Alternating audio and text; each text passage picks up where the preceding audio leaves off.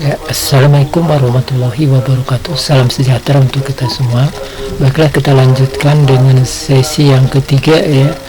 Part yang ketiga masih mengenai vektor ya. Nah, kemarin kita sudah sampai dengan menghitung resultan ya, dengan menggunakan aturan cosinus ya. Nah, jadi kita itu masih membahas cara menjumlahkan dua buah vektor ya. Nah, diantaranya yang pertama dengan yang sudutnya sembarang ya. Nanti yang kedua yang sudutnya saling tegak lurus, dan yang terakhir ya yang sudutnya searah ya, ataupun berlawan arah gitu ya.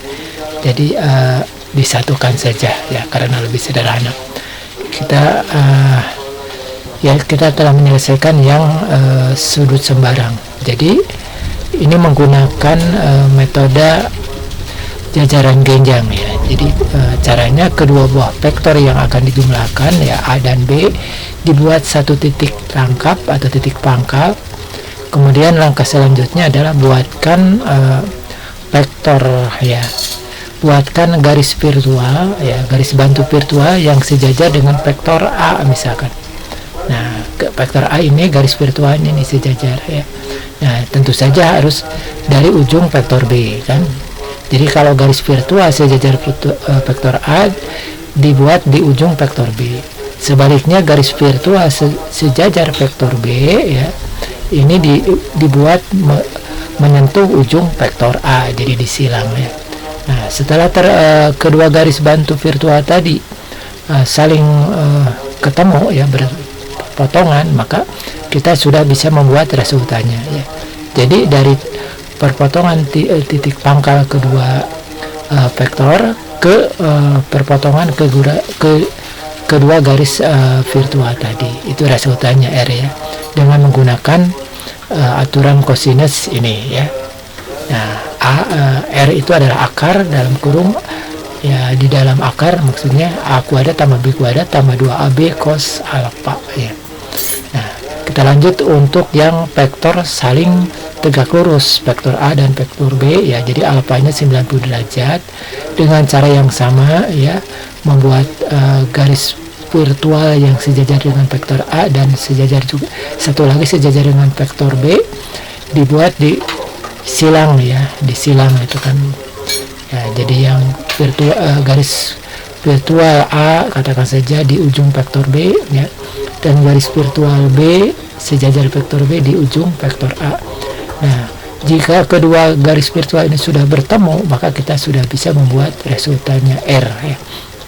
Nah, caranya gunakan saja metode aturan cosinus ya. Nah, tapi yang jelas alfanya adalah 90.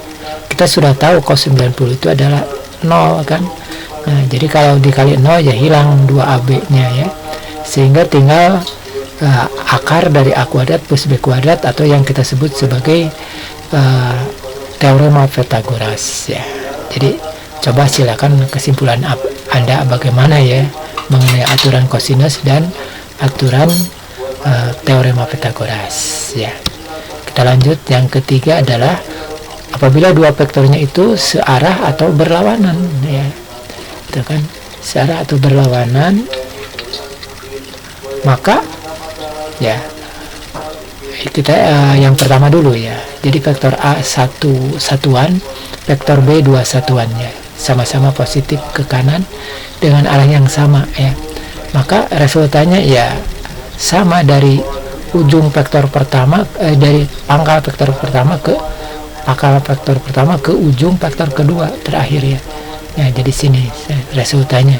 Ya, kita bisa lihat langsung dari sini sampai sini di 1, kemudian 2, 3 gitu ya, karena ini 2 satuan, ini 1 satuan.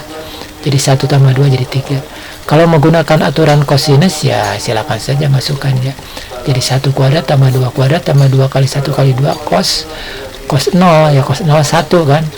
Nah, jadi 1 ini kan cos 0 1. Jadi berarti ini 1 tambah 4 tambah 4. Jadi akar 9 yaitu 3 satuan ya. Nah, kesimpulan Anda bagaimana untuk yang saling sejajar ya. Nah, kemudian sekarang yang berlawanan. Jadi B-nya ambil yang negatif 2 ya. Ya, B-nya negatif 2, A-nya positif 1.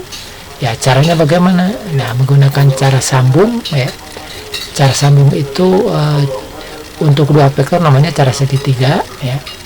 Untuk banyak vektor namanya cara poligon ya. Jadi disambung-sambung vektornya ya. Vektor kedua disambung ke ujung vektor pertama. Ini kan vektor pertama, maka vektor kedua disambungnya di ujung vektor pertama itu. Maka resultan dari angka vektor pertama ke ujung vektor terakhir kedua ya. Nah, jadi resultannya itu. Nah, yang merah ya. Kalau kita arahnya besarnya tentu saja 1, arahnya ke kiri, jadi kita kasih min 1 ya. Bagaimana kalau menggunakan aturan kosinus? Ya, tentu saja 1 kuadrat tambah nah, di sini ada aturannya ya. Karena sudut itu sebenarnya min 2 itu nggak ada gitu ya. Jadi sebenarnya vektor itu tidak ada minusnya gitu. Nah, minusnya itu karena sudutnya berlawanan saja gitu. Jadi besarnya tetap 2. Nah, jadi minusnya itu tergantung sudut. Kalau kita menggunakan sudut yang sebenarnya 180 derajat ya, maksudnya dari vektor A ke kanan ya, vektor B ke kiri kan, jadi dari kanan ke kiri kan jadi lurus 180 derajat ya. Nah, kalau dari kanan ke kanan berarti 0 ya, yang ini 0 sudutnya. Nah, kemudian ya kita kalau gunakan sudut yang sebenarnya 180, maka ini tidak boleh diminkan ya. Jadi ini mohon maaf ya, kesalahan ini harusnya diminkan karena menggunakan sudut 0 ya, itu hasilnya akan sama ya. Kalau menggunakan 180 berarti ini dipositifkan semua, 1 kuadrat plus 2 kuadrat plus 2 kali 1 kali 2 cos 180. Nah, cos 180 itu adalah min 1 ya. Jadi 1 tambah 4 tambah min 1 kali 4 kali min 1 jadi min 4 ya, berarti kan akar 1 ya, ini 4 min 4 0 kan, jadi akar 1 adalah 1 ya. Nah, silakan simpulkan lagi bagaimana cara menjumlahkan untuk vektor yang berlawanan ya. Nah, maksudnya antara langsung pengamatan karena mudah dengan menggunakan rumusan kosinus ya. Kita lanjut ya. Nah, sekarang tinjauan operasi vektor ya. Tinjauan operasi vektor ya, yang tadi yang pertama kan sudah jadi ya.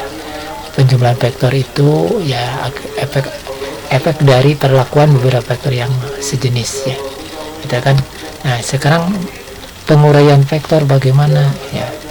Penguraian vektor itu ya asumsinya adalah proses kebalikan dari penjumlahan gitu. Nah, kebalikan dari penjumlahan. Di mana dalam penjumlahan vektor beberapa vektor atau banyak vektor ya dijumlahkan menjadi satu buah vektor ya, atau resultan. Nah, jika banyak bisa menjadi satu, maka secara logis ya satu vektor itu bisa diuraikan menjadi banyak vektor atau beberapa vektor. Itu logikanya ya. Nah, jadi keilmuan dalam teori itu sesuatu bisa dibolak-balik gitu ya. Ada pembalikan teori gitu. Nah, sekarang yang ketiga ya, operasi vektor itu ada 3.